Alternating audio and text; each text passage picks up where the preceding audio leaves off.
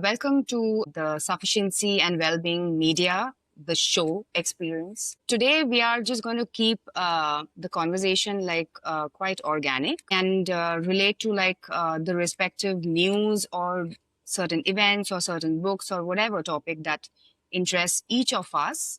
And we will just make the conversation moving from Lily to Vlad, who are again our comrades and co-editors of the Sufficiency and Wellbeing magazine, which you guys must totally check it out because it has all like badass good stuff, which are all critical of all the authoritarian and capitalist nonsense that's going on in the world. So, hi and welcome back again. Myself, Norita Roy Chaudhary. I think I just forgot to mention that.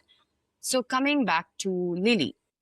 So, Lily, I think my first general question would be uh, what would you like to talk about today? And just to get from a perspective from the global south, but also people located in the global north, what do you care about?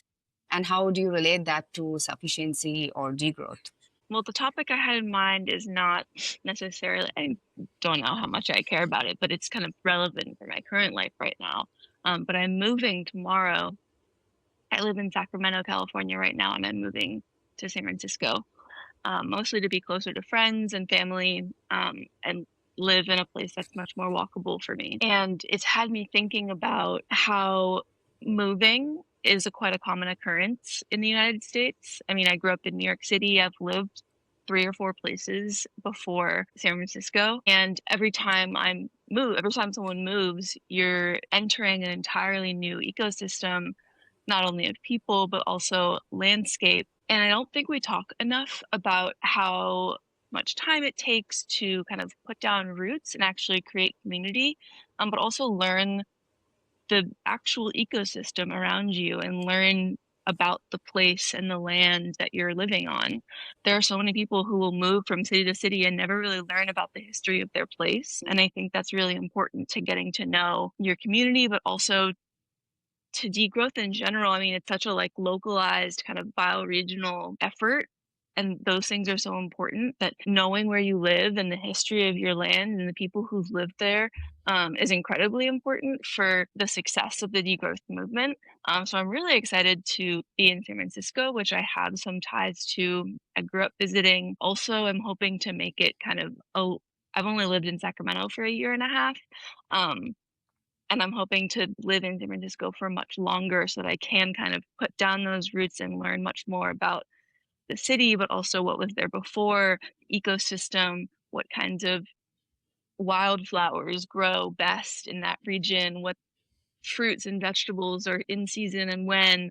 And so anyway, that's kind of what I've been thinking about as I kind of prepare for my move. That's interesting. Like when you talk about roots and then you also talk about moving, there is also mobility and community building, which is sort of like contradictory and or not. But the reason I'm asking this is because, building community takes time. And at the same time, mobility is the exact opposite of it. And do you see in your experience of living in your hometown, do you sense that contradictions? Like, in what ways? Like, are there barriers to community building when there is excessive mobility attached to it, or, as a city dweller?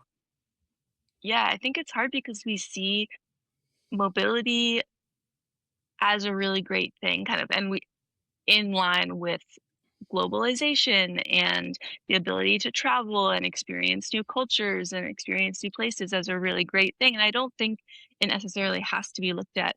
I'm not arguing for it to be looked at in a negative sense, but when you have that mobility, it comes with the consequences of losing the generational attachment to a place. Um, so when I think about kind of my lineage and my ancestors, I have lineage that generationally is attached to New York, and beyond that, Eastern Europe. I know next to nothing about Eastern Europe. I've never been, um, and so if I were to go back, I it wouldn't feel connected. But that's where my culture kind of comes from. I don't know, there's a benefit to be able to move and create your own life wherever you want, and the merging of cultures and all of that, and it comes with a loss of that kind of familiarity with where you're from and culture, your own culture. There are losses and gains that happen at the same time. And I also like the aspect of bioregionality that you raise, like degrowth being a bioregional concept, and how community building also happens within these spaces. Um, that's sort of my takeaway. And I just want to move to Vlad. Well, actually, I prepared a piece of news that's kind of important here in Canada, where I am. So, our Prime Minister has launched at the end of April, on April 27, what it's called the Canada Strong Fund. It's a sovereign fund that is, wants to be similar to the Norwegian Sovereign Fund. So, it's a sort of a state corporation that wants to share the benefits of the wealth that it's in Canada. That's the philosophy behind it. So I'm just gonna read for everyone what they meant by it. So he says, this is Mark Carney, that the government will provide 25 billion over 3 years to seed the Canada Strong Fund. The Canada Strong Fund will focus on building Canada, from infrastructure to advanced manufacturing to energy and mining. The fund will have a mandate to deliver market rate returns for Canadians across the economy. Okay, blah, blah. And then here's something interesting. Global investors are increasingly looking to Canada as a destination for major new investments, and the federal government is working to ensure these projects move forward. So what he means by that, and there isn't much detail beyond this. So I was just reading you from the government's website, a statement. He sees, and this is linking to what we were just discussing with sufficiency, bioregionalism, and degrowth. He attempts to create a sort of a socially owned national corporation that allegedly works for the benefit of Canadians, of regular citizens. However, the design of this corporation is still very much similar to a traditional market-oriented capitalist corporation.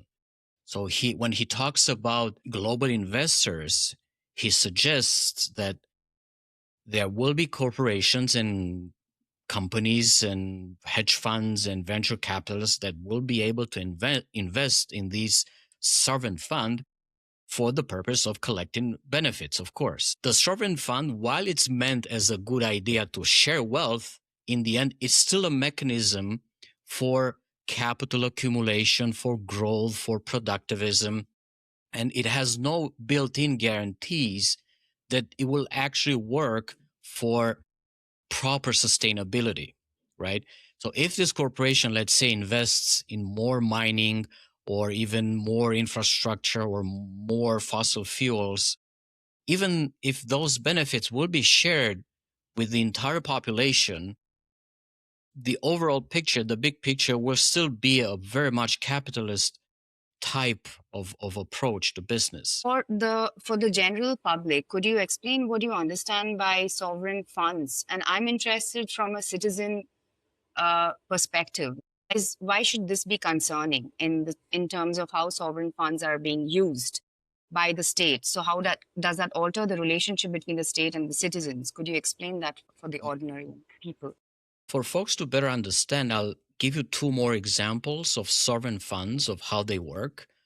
The first one is the Norwegian Sovereign Fund, which to my knowledge holds the largest pension scheme in the world. It's over $1 trillion.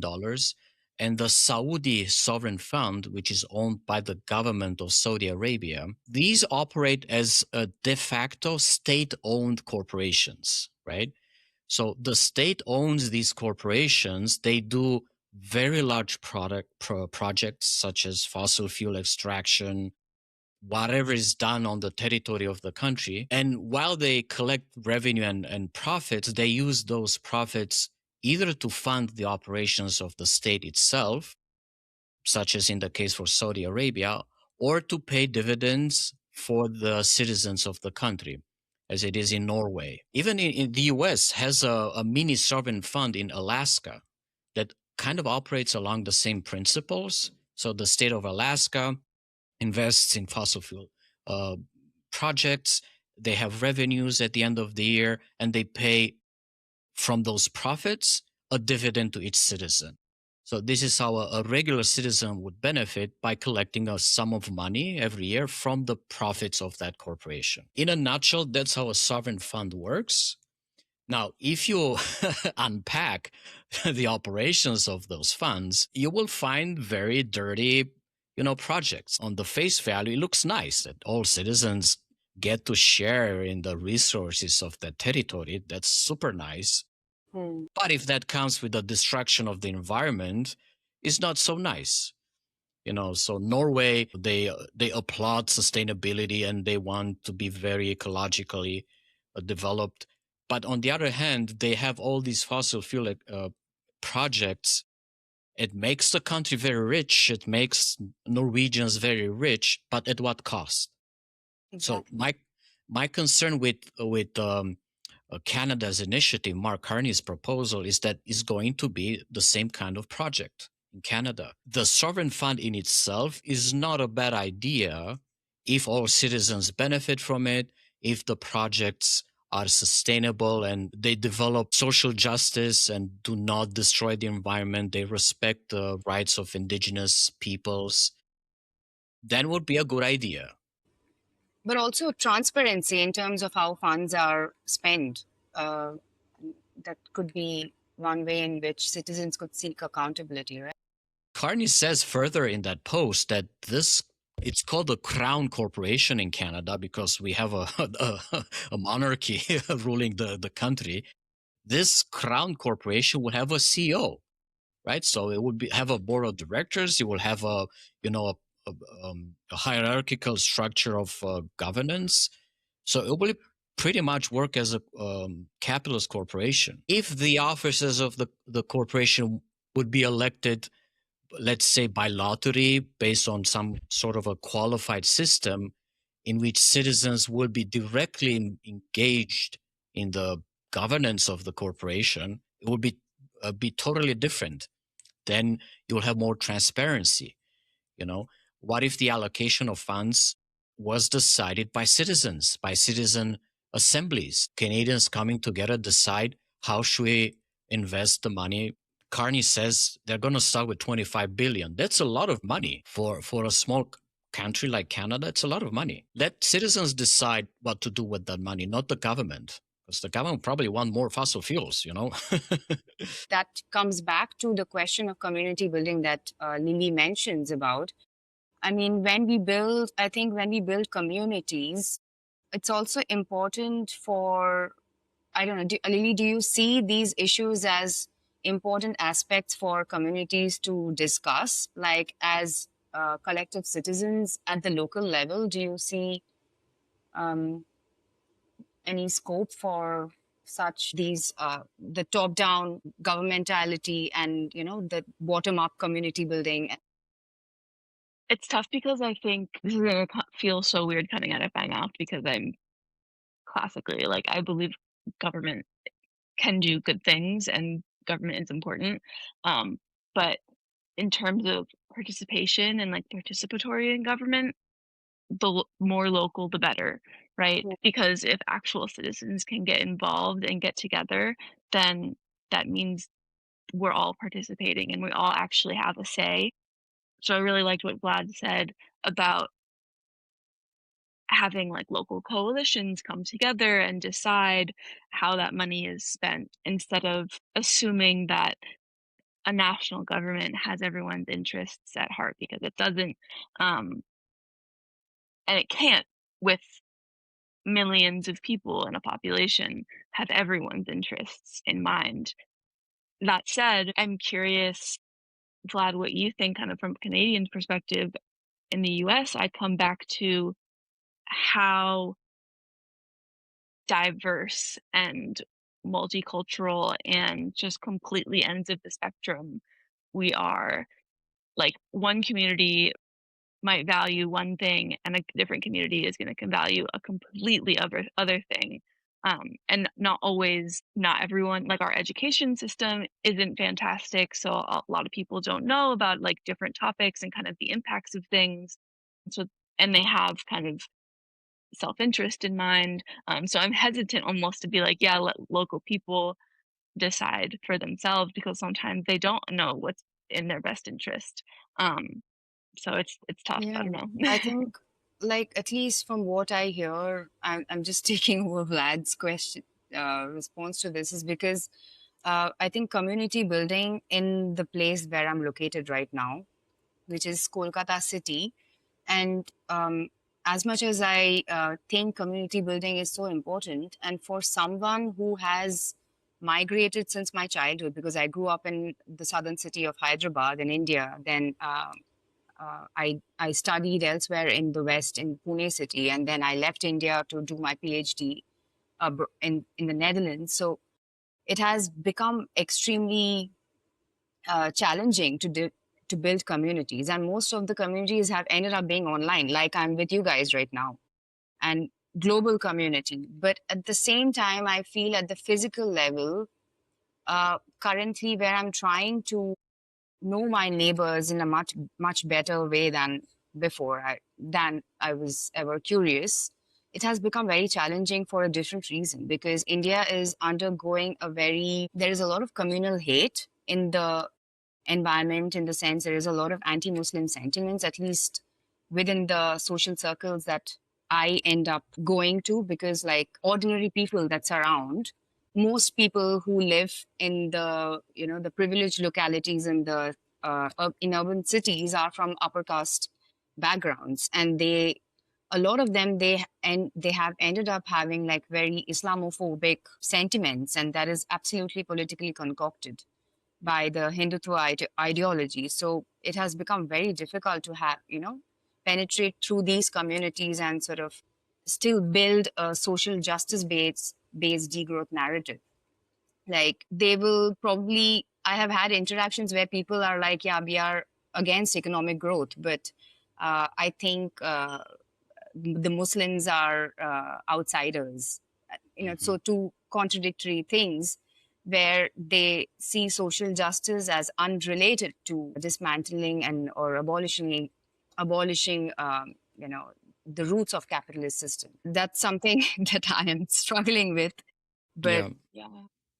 which is why it has become very important for me to understand community more differently, like look for more critical voices and sort of build from there. And yeah, It's glad. interesting that you say that because that brings me back to kind of the mobility of that's why it's so important that like the traveling that I've done and the immersing myself in other people's perspectives and cultures has helped me become more, I think, attuned to social justice issues. And I think when you have communities that are so insular and generational, they often perpetuate the same ideas and frameworks and kind of ideological perspectives, and they don't get that outside perspective. They don't start like Exactly. think differently. So there's a real downside to the kind of generational community building with no outside influence that I was talking about Exactly. before.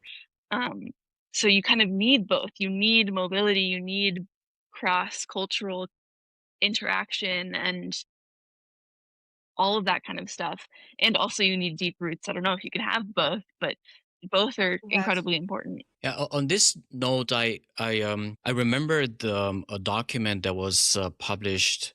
It's been 16 years now in Bolivia. It's called the People's Agreement of Cochabamba, Hmm. which suits very much our conversation.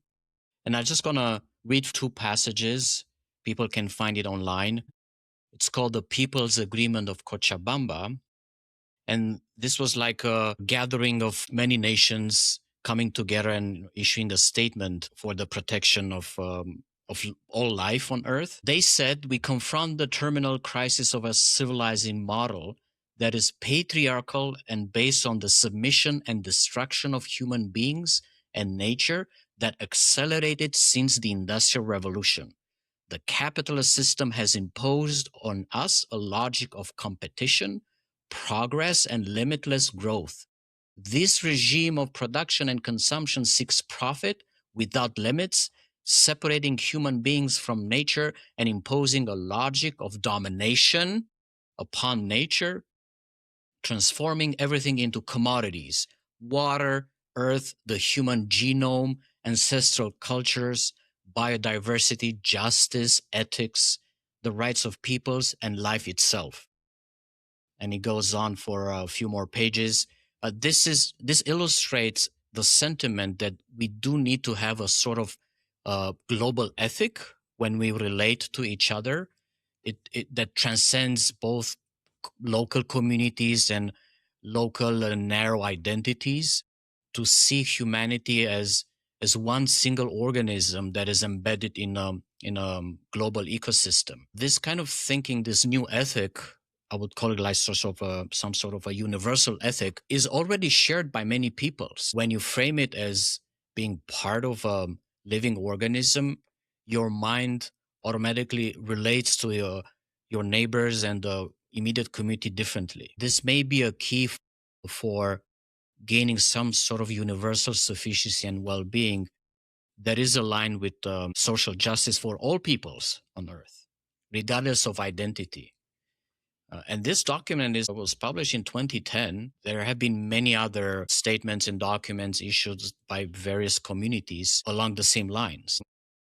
Thanks for pointing that out, Vlad. That's very important. Indeed, like we need a global ethic, form of like a common denominator, even within the pluriverse that we talk about in degrowth, right? Like multiple universes, but yet we need a sort of a global ethic that is non-negotiable but completely relates to social justice for all communities and living organisms. I have one more item, but I think I'll save this for the next episode for our paid subscribers, in which I will like to roast a document that was published recently by the London School of Economics, in which they completely ignore the ethic I just mentioned, because they don't see the big picture.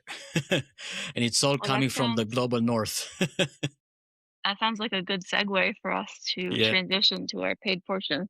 Yes. We ready to transition? Yes. And then we have the non-human, yes, the third guest with us, Lily's cat. One of many. Yes. One of many. She will join us in the next episode. All right. Bye, everyone.